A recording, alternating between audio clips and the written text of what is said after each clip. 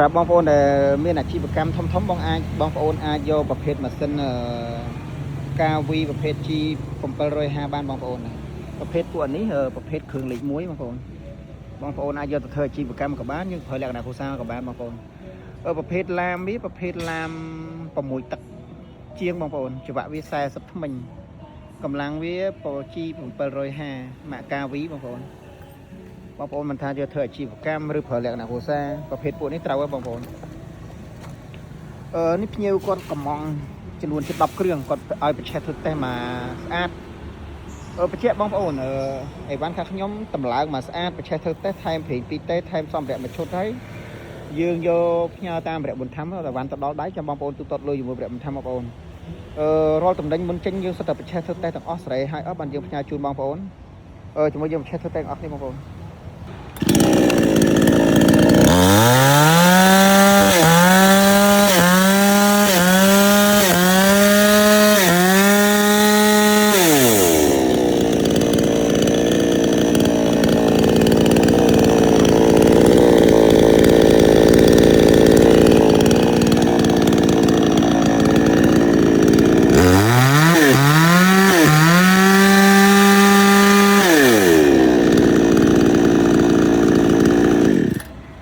បងប្អូនមានចំណាប់អារម្មណ៍ពាក់ព័ន្ធជាមួយនឹងម៉ាស៊ីនកាវីចង់យកទៅប្រើប្រាស់បងប្អូនគ្រាន់ឲ្យទីតាំងលេខទូរស័ព្ទក្នុងក្រុមការងាររៀបចំប្រឆេះធ្វើតេស្តមកស្អាតបានបងប្អូនចាំទទួលបានអីវ៉ាន់ចាំបងប្អូនទូទាត់លុយជាមួយវិរៈធម្មបងប្អូនឬក៏បងប្អូនអាចមករកទីតាំងនៅទីក្រុង OCIC ឬក៏ជាប់ទល់មុខនឹងអគារពន្ធដាជាប់មុខនឹងអគារពន្ធដាថ្មីហើយនឹង